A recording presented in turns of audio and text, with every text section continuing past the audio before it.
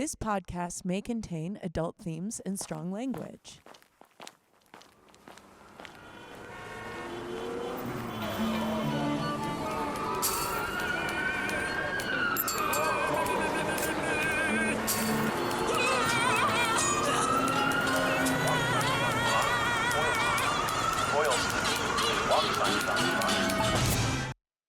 You stepped onto Busker's Corner.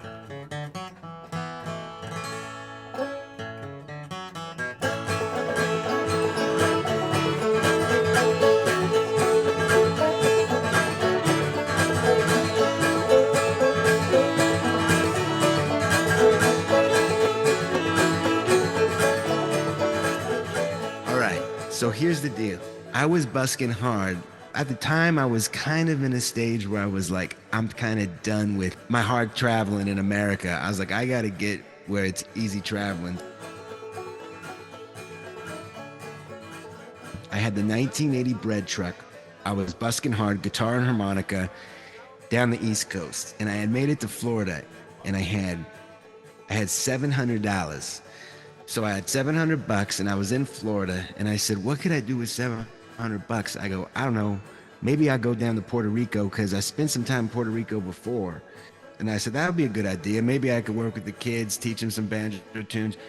But that was just an idea. And so I decided to busk hard in Jacksonville. Jacksonville's kind of scary, but it was the place I was at. And that is where I had the idea to ship the van on the boat. Hello, welcome to Busker's Corner. This is your host Robert, and we'll get back to this story in just a moment. But first, I'd like to introduce this episode. Season 2, Episode 3, we call All of a Sudden, Tales of the Unexpected. Hey there, this is your co-host and producer Fable. Super excited to get into this episode. It's all about the remarkably outlandish things that can happen all in the spur of the moment. And when it comes to busking, that's exactly where you're constantly living and performing, right smack dab in the spur of the moment. You're dealing with all sorts of abrupt noises, movements, things happening all around you. You have to steady yourself and be on the ready for all things unanticipated and sudden. And today we bring you 3 stories by 3 performers who've been deeply influenced by the unexpected. Real quick before we get into the stories, I wanted to mention our call to buskers. We're currently searching for street performers from all walks of life and all sorts of busking backgrounds to tell their stories here on Busker's Corner podcast. I'll be back at the end of this episode to tell you more about how to answer this call, but for now, let's get back to our stories of All of a Sudden. Now let's get to our first story, told by a very talented musician, singer-songwriter, who is currently busking up a storm in the Bend, Oregon area. The songs you'll hear in the story are all original tracks produced by the artist and his band. Please welcome Jordan Lewis Lee and a story called Quest for Easy Travel. And that is where I had the idea to ship the van on the boat to Puerto Rico, and then I would be set. I decided I needed to stay in Jacksonville and busk my butt off to ship the van. So I was in Jacksonville for about 2 weeks playing guitar and harmonica pretty hard down there close to the beach, and I was making some decent dough. So I decided to figure out about shipping the van. So I drove the van to what they call a port. And that's where, they ship goods and stuff. But what I didn't know is that the port was kind of like the airport, it's in the name, but you don't really think that you're gonna have to go through security or anything.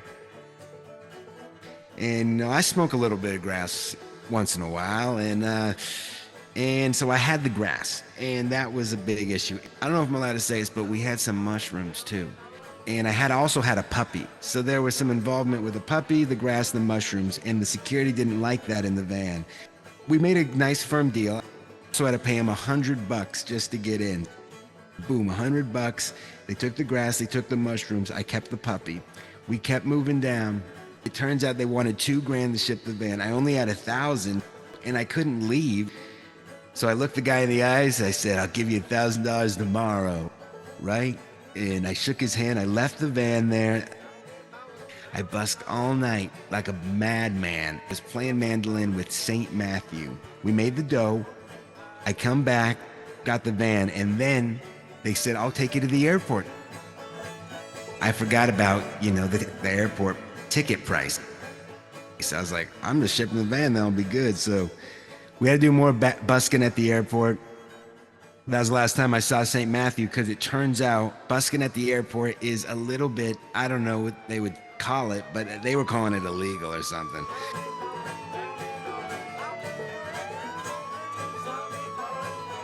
So all of a sudden, the police are everywhere. And in Florida, the police are a little bit aggressive. They're just like, they're a little scared. Maybe, I don't know, but they were a little aggressive. So they cuffed me up. They were very nice, though, and they cuffed me, put me in the car. They said, you're not allowed to busk in the airport. I said, well, how am I supposed to buy the ticket, So we had come up with some, I don't remember the price, but we had some money in the case. So we were feeling good. And then Matthew was like, I got to get out of here. So they let Matthew go because he's a good looking, charming fella. They put me in the car and they just drive me away. And I'm like, I'm going to jail or something for busking at the airport. I didn't really understand what was happening. But all of a sudden, the policeman had a twinkle in his eye, and he looks back at me and he says, where you headed? Tell him what I told you in a short form. And then he just pulls over and lets me out of the car and gives me $50. Nice, policeman. You're acting so tough at the airport. And he gave me $50. I went back to the airport and somehow I had scavenged enough cash to buy the ticket. It was complete disguise attack. It seemed bad at first, but at the end result was good. That's my story of getting down to Puerto Rico to do 3 years.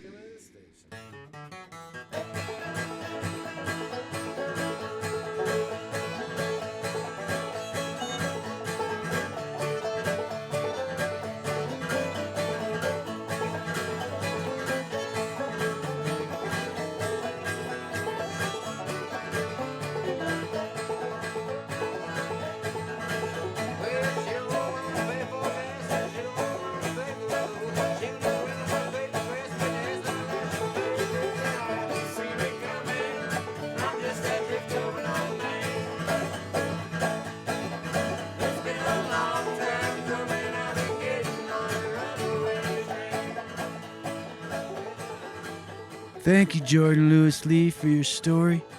It's good you kept your cool when the police cuffed you. I'd have lost my mind and probably went to jail. Maybe I'll try to remember your approach next time. Our next guest is a modern healthcare professional, both a nurse and also a teacher of nursing, along with similar occupations. But back in the 80s, he was a student in Barcelona, Spain, who made his spending money miming and juggling in the Gothic Quarter and an ancient tree-lined walkway full of tourists and other buskers called the Rambla. Please offer a warm welcome to our mime-costumed friend, Casey Jones, in a story called The Vigilante.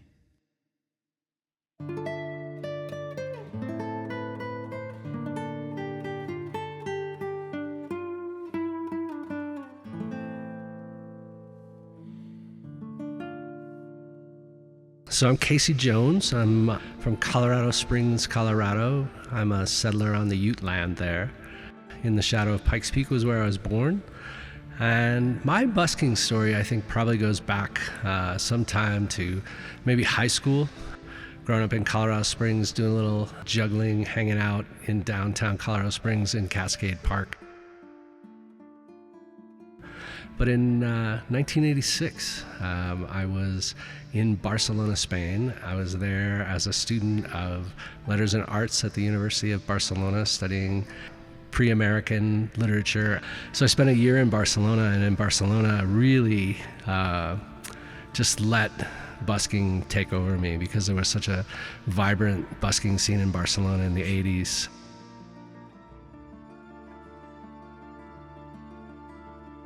The Ramblas that go down from the main central plaza all the way to the port, and these should just be people crawling the Ramblas. I mean, everybody, street artists painting, drawing, playing music, all different kinds of little bands forming and unforming, and people walking around doing mime and juggling and spoken word and statues, people becoming statues and then playing the movement game with the crowd. Really just a fabulous scene.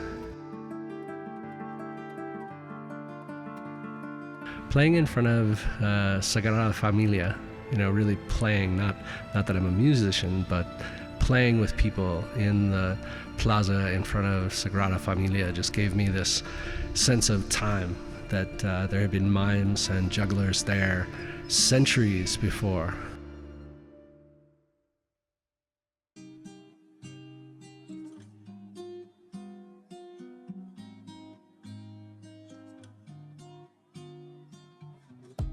I took pins and balls, and I had some flying penguinis with me when I arrived in Barcelona. And then as I kind of started spending more time on the streets, I found out that I could actually pay for dinners by playing all afternoon. I'd come back from the university and having studied, and I remember sitting and watching street artists and then just pulling out my juggling balls, and then suddenly, somebody's playing music and you're juggling and people are gathering around.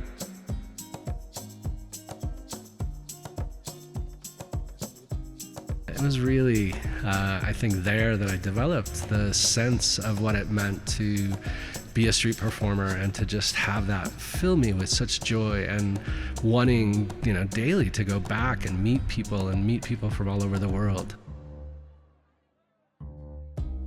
My main thing was juggling, although I did quite a bit of mime and had just a fun time standing in the plazas. And one time I was in Barrio Gótico, the Gothic section of the city, and as I was kind of surrounded after a tourist bus left a lot of people out to go into the cathedral, I was really fortunate to have a good crowd, and it seemed like I was making some good money into the top hat.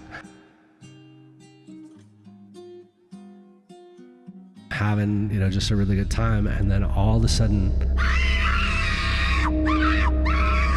this woman just screams out.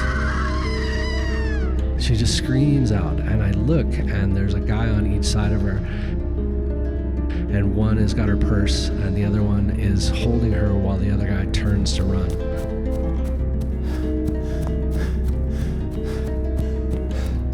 And so I took a step towards the guy that was holding the woman, and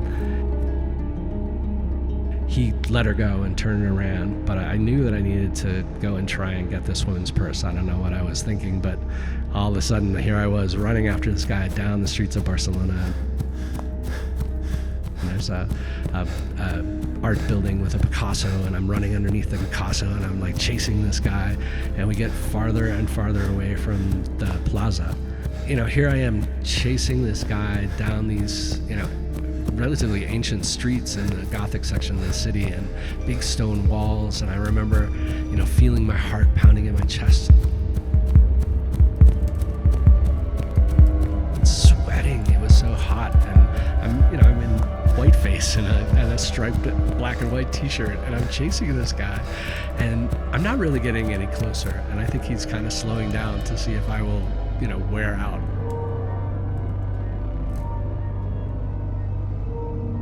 And he finally turns around and he just stops. And he looks at me and he tilts his head to the side. And he slides a pretty good sized knife out of his jacket pocket. And he says, "Really?" In English, "Really?" he scared me to death. I had never had a knife pulled on me. I had, that was kind of a thing that in my life would have happened in movies, not real life. And I couldn't quite believe myself, like, that I was going to be some kind of hero, tackling this guy and taking the purse back, So then to have that sense of, like in my thoughts as I'm running, heroic action, tackle him. And then he turns around and just totally disarmed me and made me scared instantly. I just turned around and walked away, and I went and found the woman. Turned out that she was an American, and I took her to the police station, and she reported the crime. And I think the classic, never been out of the country traveler, I had everything in my purse, and she lost all of it. But one of the coolest things was that I had left everything. I had left my hat, nice top hat that I had out for putting change in. And finally, I don't know, I must have taken an hour or more to get her to the police station and back to where I was juggling. And there was someone sitting next to my hat waiting for me to come back. And it was another street performer, and she had kept my hat and all the money and just was sitting there waiting for me. And I remember we went out and had a really nice dinner after that.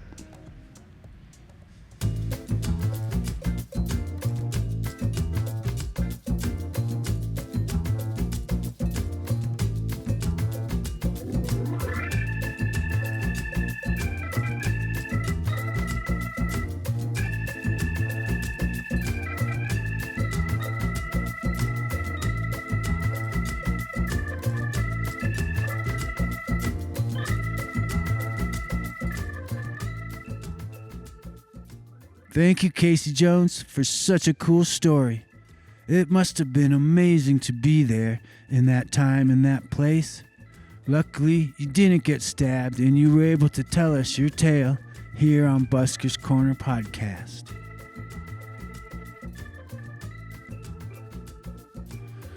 Our last storyteller, our closer if you will, is a repeat offender on our show with a story near and dear to my heart.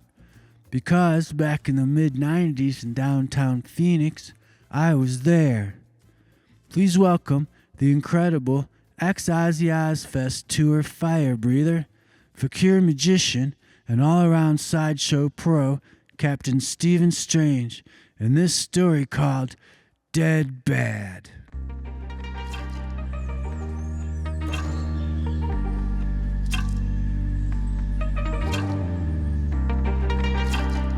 The Monkey Show.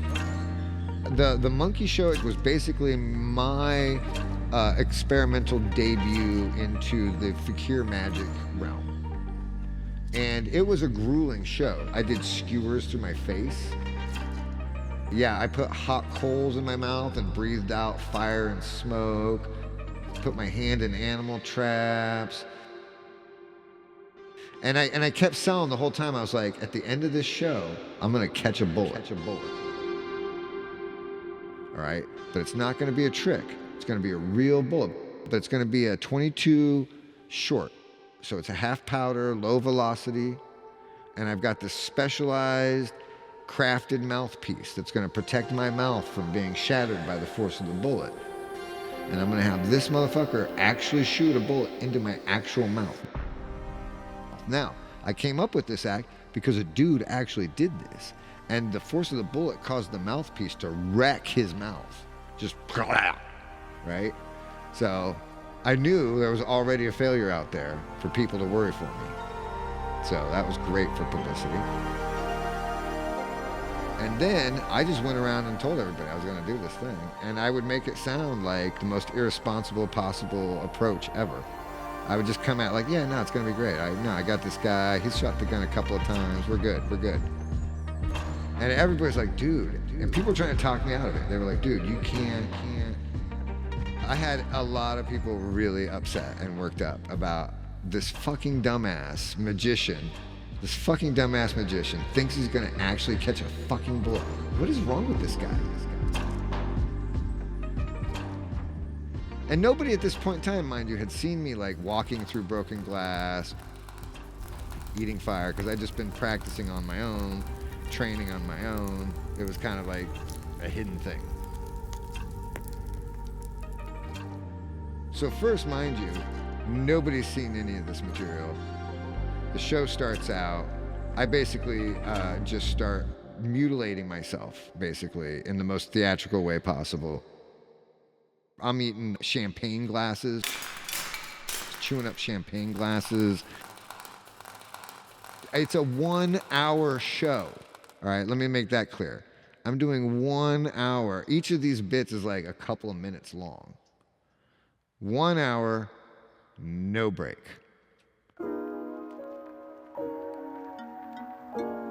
The no break was a conscious choice, no intermission, conscious choice, because I wanted people to endure. And here's why. I had been doing some of these bits here and there out on the streets, and I was getting a lot of shitty responses with people like, fucking die, basically. Just, yeah, kill yourself doing that thing, you asshole.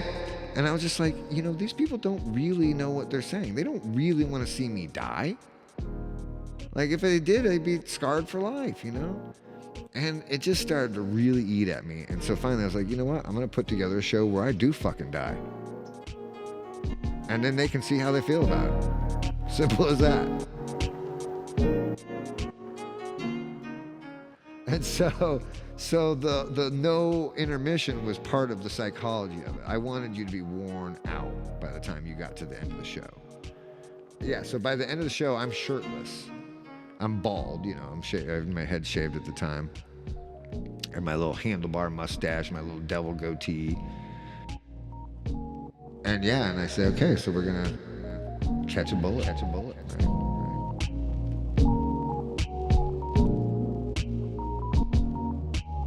And what I've got is I've got the chair rigged with explosives and blood bags. And then I've got it set up to where it's right in front of this white wall. And then on the chair, I have a button right where my hand goes. And then the gun has a blank in it. Since light travels faster than sound, the way we did it is I would watch for the muzzle flash from the blank. And the minute I saw the flash, I would kick the chair back and hit the button simultaneously.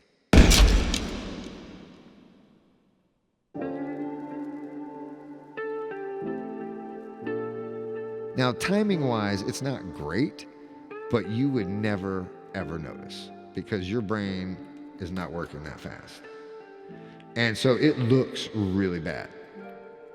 So I fall back dead, apparently.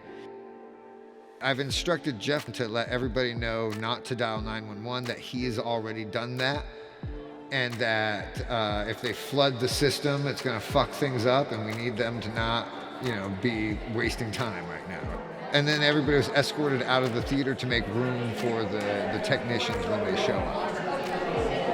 And so everybody's outside just losing their shit, right? Now, mind you, at the time, there was a certain somebody, I'm not going to out him, but there was a certain somebody who was running an illegal bar in downtown Phoenix at the time, and he was there at the show. And he and I were actually really close friends. He's outside with everybody else, freaking out. Because they think they just saw their friend fuck up real bad, dead bad. And so at this time, what they don't know is I'm grabbing 2 pistols loaded up with blanks and a box full of t-shirts that have my face on it and say, I saw Steve Strange get shot in the head at the Monkey Show. And I come outside, blasting these guns in the air, going, who wants to buy a fucking t-shirt?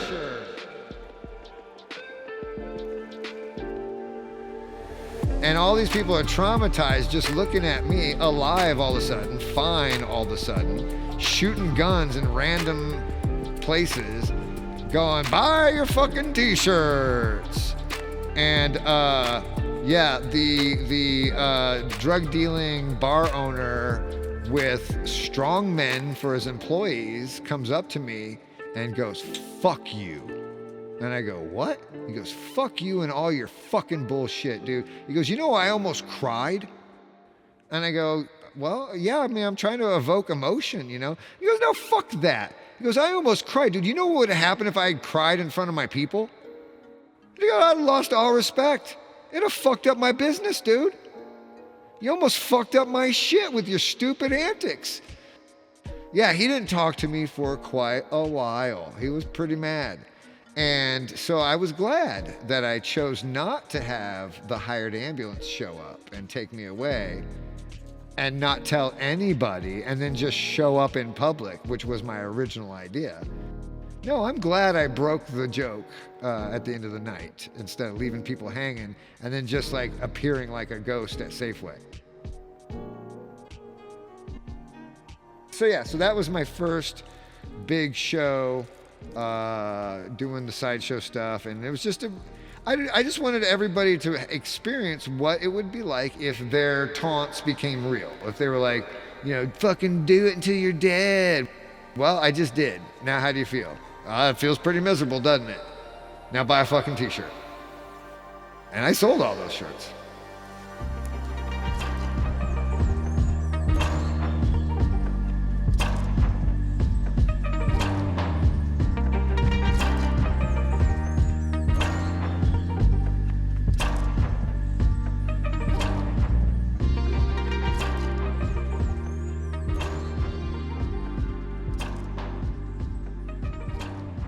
Awesome. Thank you, Captain Stephen Strange, for your jaw-dropping story. Like I said, I was there, and it was beyond surreal. People were actually traumatized and crying. If you had left in an ambulance, I think that bar owner would have had you killed for real.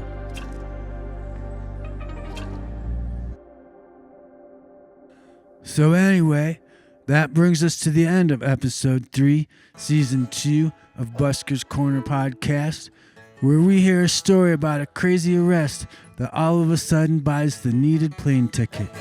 A juggler mime vigilante all of a sudden meets the real end of a knife, and the story of a magician being a little too real all of a sudden.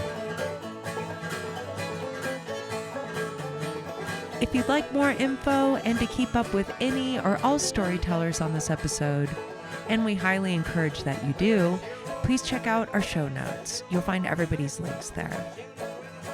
Also, as a reminder, we're currently putting out a call to all buskers. If you or someone you know is a street performer of any sort with good stories to tell, please come and share them on Busker's Corner podcast. To get the ball rolling on doing an interview, please drop us a line here in the comments, on our socials at Busker's Corner Podcast, or email us. If you'd like to support BCP, please like and subscribe to our YouTube channel and tell all your friends and family about our podcast. It really helps us grow. We very much appreciate you listening. Robert and I are extremely passionate about getting this podcast created and off the ground, and it's been super touching that we already have such a welcoming and supportive audience. So thank you guys. Thanks for joining us. See you next time. But for now, you're stepping off Busker's Corner podcast.